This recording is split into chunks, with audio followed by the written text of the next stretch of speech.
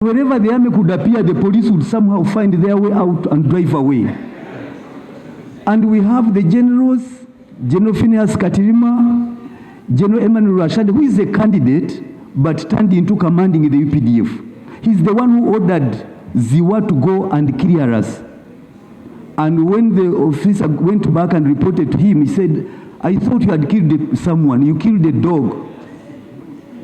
That Ssekikubo was never killed because somebody else was killed. The Minister of State for Defense, or both, using a chopper in his NRM election. I don't know whether a chopper is an NRM equipment. Honorable Speaker, you had guided that we leave matters of internal party issues to those that concerns them. That is indoor management role. Because I see some of the colleagues who cannot even go through a primary of 10 people. They are talking. Thank you. Honorable members, I'm aware that given the prevailing electoral roadmaps, many of you have been involved in the electoral-related activities. I want to congratulate those who made it and those who are yet to make it. Congratulations. And even those who lost, that is not the end of the world. There will always be a way. There will always be a way.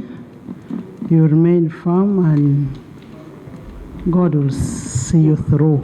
You go independent. And their safety, even in our rules, is a very serious matter. We have colleagues who were bruised in those elections. The Honorable Ssekikubo was shot at, is here. The Honorable Aisa Agawa, I saw clips when she was being roughed up. The Prime Minister was slapped.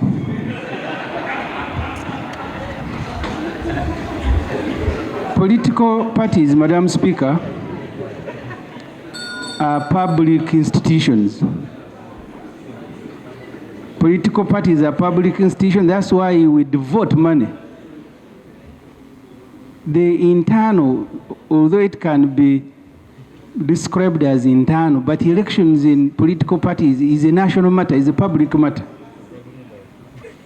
Madam Speaker, can we get government to explain, after these messy elections in which our own colleagues were roughed up and beaten, the Honorable Ssekikubo survived, can we get government to tell us what happened in the NRM primaries for which we pass money every year here? And give us assurance that having served themselves with these sort of elections, in which we congratulate those who survived, they are not going to serve the country with the same elections in which actually the first message of congratulation is for surviving. Can we get government, Madam Speaker, thank you, to explain, but also to listen from colleagues like Honorable Ssekikubo, who nearly died? Honorable members, we not wrap up anybody to try to shoot anybody. Where we feel we are unfairly treated, that's why we have courts of law. But for now, since the tribunal of NRM is handling these matters, we should leave it with the tribunal. And a clarification on what? Yeah, Madam Speaker, honorable members, we pay money to run political parties. Honorable members in the public gallery this afternoon, we have that tomorrow. Thank you, Right Honorable Speaker. Right Honorable Speaker, I'll be careful by not going through the matters that could be internal affairs of the NRM, probably handled by the tribunal. But there are those broad issues, Right Honorable Speaker, that are cross-cutting and on which side of ISO you stand, they are here for Ugandans. And as a result, Honorable Speaker, I'll just talk about those that concern all of us, irrespective. Right, Honorable Speaker, the issue about violence meted out to the people, to the voters, and the systematic way. I pity and I don't envisage what is coming, whereby, for instance, there was a communication blackout, telephone masts were hacked, and we couldn't communicate. Some were vandalized. And those who were able to communicate were communicating using military walkie-talkies. So for them, they continued communicating on walkie-talkies, whereas we had communication blackout, the ordinary one we use. Right, Honorable Speaker? We had more than 40 commonly known as drones with covered number plates and double cabins with covered number plates. But on top of that, on top of those who are putting on civilians in those vehicles, there were the outright use of military vehicles, particularly the notorious lorry H4DF 3329 with the combat-ready soldiers driving around in support of those Nkoni squad meaning people who are wielding sticks. Right, Honorable Speaker, using live ammunition, the use of live ammunition, and the creation of a barracks that isn't known in our police statements, because barracks are set up by the Commander-in-Chief of the Armed Forces. But in the Remiaga case, a barracks was set up to incarcerate abducted election coordinators and agents. Madam Speaker, was happening. And that cannot be an individual action. That cannot be a general Rwashande action. You see, it has now moved from individual competition to adversaries, to enemies, to belligerents. In a country where there is no insurgency, there is no inactivity to warrant the establishment of a military barracks. But sadly, Right Honorable Speaker and members, on the 26th of April, we were having a peaceful rally, and soldiers came driving in a military truck, the H4DF 3329, disembarked, and started shooting at us. They first shot down up, changing magazines. At that time, once you are being shot at from a distance of 5 meters, you can't run. You stand to die. You can't run. I can't say I was strong-hearted, but it doesn't give you room to run, even if you wanted to. But now there is this young man who said, "Honorable, they've come to kill you." He came and stood in front of me. And I thought, I pushed him away, mvako, meaning get away from me, because he himself had life. Little did I know that as I was pushing him, a bullet hit my finger, and it took him, shattered his heart, and he collapsed. Banku yesasi. He died on the spot. That bullet was meant for me because my shirt, my yellow movement shirt, was split with blood of that Fred Sembusi. It is agonizing that you can't even sleep to know you would not be here, you would be dead. You can't be sure you would be here. I knew I would be dead.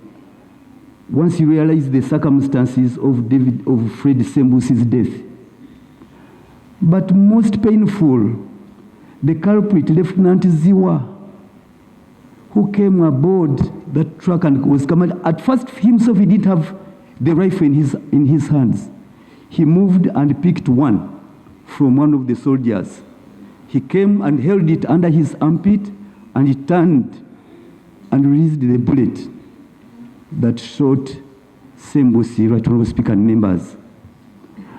Now the issue, the killer soldier, Lieutenant Ziwa, maintained his barracks at Remiaga. He continued there, and today he's in Remiaga. He's the same Ziwa who even shot at us on the 17th when we were having NRM primaries, shattering the glasses of my vehicle. The same person. So untouchable. I remember at the burial of Sembusi, the commandant of the mechanized division massacre, Major General Sunday, assured the mourners that Lieutenant Ziwa is being held by the army for interrogation. It was a lie. He's still around. He even shot at me on 17th again. Even the chairman's elections, he was still there commanding the operations. And to this, Right Honorable Speaker, those who know the president's intolerance with the use of a gun, how did we arrive at this? For a person to kill, injuring an MP, but also there is another Moses Tebengana, had 8 stitches on his head. He was so lucky that the bullet only went through the skin of the head. It is his vein that got ruptured. It bleeded for 2 days, but now he's okay. But how come that the guns that are supposed to be protecting civilians are being turned against the people? Right Honorable Speaker and members, when all this is said and done, the level of impunity, the soldiers who retired took command. They were not merely opponents, but they took command of the UPDF. There is General Phineas Katirima, and that General Phineas Katirima is the one who even abducted the polling officials and removed the election materials. But the last one, Right Honorable Speaker, before the last election, the Inspector General of Police, Mr. Bias Byakagaba, came to Sembabule and assured all of us that the President of Uganda, His Excellency President Yoweri Museveni, had taken a decision to withdraw the army and allow the police to take the lead. But what we witnessed was the total reverse. The army came back with vengeance. I remember when they were shooting at us, the police ran away. They abandoned us. And wherever the army could appear, the police would somehow find their way out and drive away. And we have the generals, General Phineas Katirima, General Rwashande, who is a candidate, but turned into commanding the UPDF. He's the one who ordered Ziwa to go and clear us. And when the officer went back and reported to him, he said, I thought you had killed someone. You killed a dog. That Ssekikubo was never killed because somebody else was killed. Thank you. Honorable Ssekikubo. Yes. The statement that you're giving is under Rule 57. That's a personal explanation. And we are talking about the people who are not in the house. So bring that personal explanation. We look at it, then we shall give you a chance to present it to the House. But that does not mean, can you sit down? That does not mean that we should not investigate this. We will ask government, Honorable Bua, government, and there is a Minister General. I will ask government to investigate this, but I will need a personal explanation from you. We go through and then we shall give you space to come and present. I want to thank you, Right Honorable Speaker. Next item. Only that, Right Honorable Speaker. Lob had something. Honorable Asumani, I have said sit down. Right Honorable Speaker. I want to thank you for your communication. Firstly, it was about the roads. I'm glad that we are on the same page even with colleagues now. A couple of months ago, Honorable Speaker, we were here talking about the shambolic state of our roads in Kampala and different parts of the country. Some colleagues said we were politicizing these matters, but the reality is that our roads are in a mess.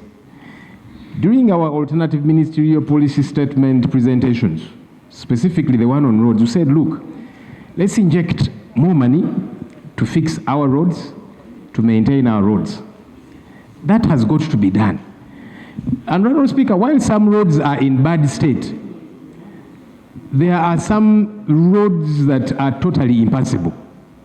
Some districts in this country, one cannot easily cross over from one district to another because the roads are totally impassable. Where there is meant to be a bridge, the bridge broke down a long time ago. And so there is a total disconnect between one district to another. We need to fix these issues. When we talk about them, colleagues, stop saying this is politics. It is not politics, because we are all affected. We hope that government will wake up to the reality to fix these issues. Honorable Speaker, I want to again join you in, I don't know whether to congratulate colleagues that went through their processes successfully, and the reason is we are waiting for them around the corner. So enjoy that win while it lasts, because we are surely waiting for you around the corner.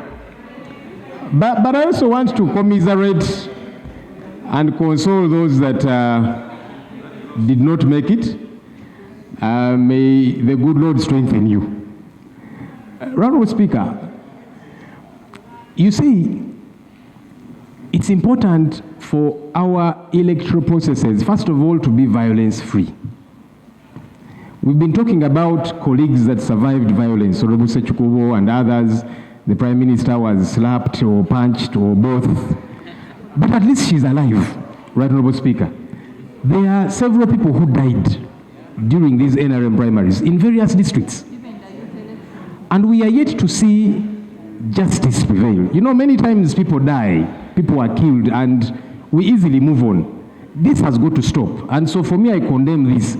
Even though those that died are NRM supporters, they are Ugandans. And we hope that whoever participated in these killings gets to be brought to book. Because if that does not happen, right, Honorable Speaker, we are going to see a repeat or even worse in the upcoming general elections. So action has got to be taken. Because if that doesn't happen, those who killed, now that was just during the NRM primaries, at the grand scale, it's probably going to be worse. We have got to condemn this, and action has got to be taken. Honorable Speaker, we have said severally that it's important for our electoral processes, our democratic processes, to exude integrity. And some colleagues laugh at those issues and say, well, you opposition people, each time you talk about those things, because you're always losing.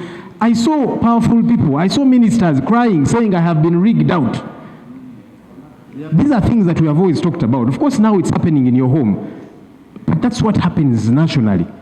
We need to work towards electoral process integrity. And look, even the current laws, and we are waiting for the regulations coming from the Minister of Justice. But you see, even our current jurisprudence as it is, if we were to follow it to the letter, our laws don't allow, for example, for the military to get involved in electoral processes. That's the law as it exists today. But the military keeps getting involved at every turn. We saw what happened in the Kawempe by-elections. That has got to stop. That doesn't have to wait for amendment of a certain law or whatever. It's already a law in place. Can we execute it that way? So colleagues on this side, whenever we talk about these things, and some of you, perhaps not all of you, some of you say, well, opposition, you're crying as usual. That's what happens. When a boat is sinking, no one is safe in a sinking boat. No one. And that's what is happening now. So you need to join us to say, we need to have integrity in. I was saying that all of us have got to speak in unison, that we need to have integrity in our democratic processes. Because when it happens to us and you laugh about it, it's going to come.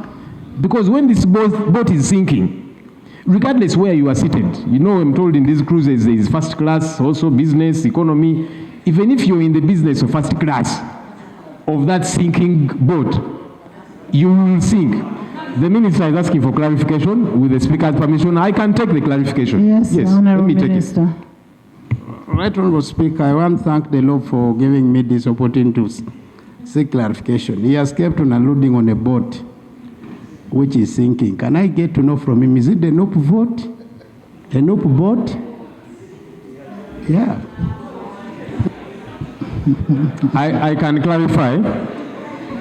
The primaries where people have been killed, including members here being bruised, were NRM primaries. Honorable Member. So I think I've clarified. Thank you, Honorable Speaker. Honorable members will not discuss issues, as I said before, the internal processes. Now, the internal processes, leave it to the party. Yes, Honorable both.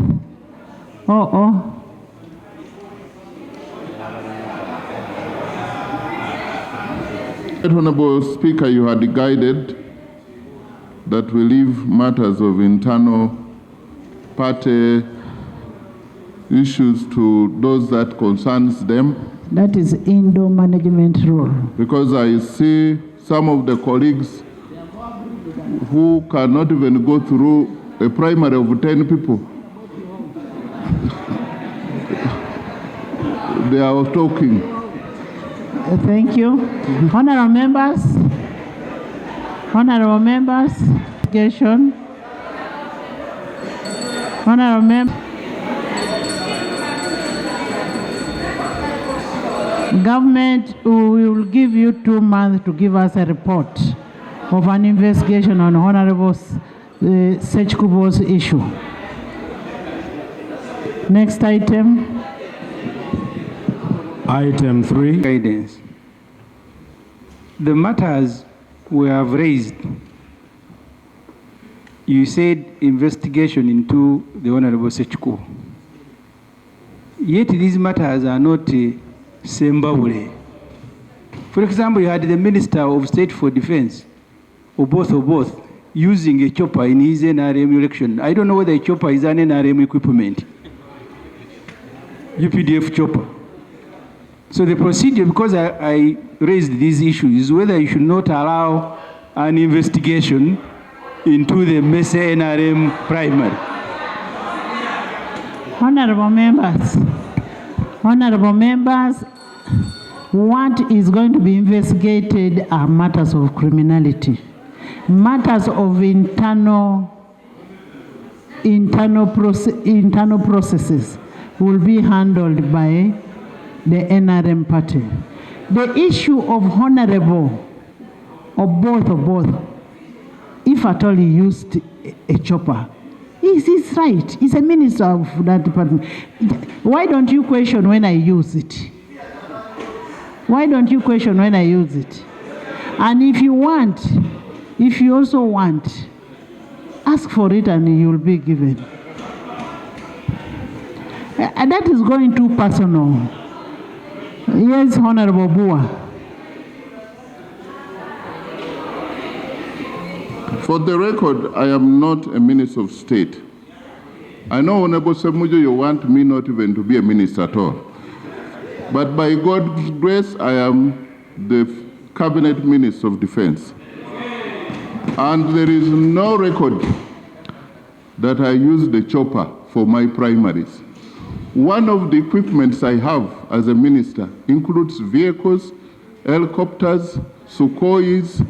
So this is what is available to me.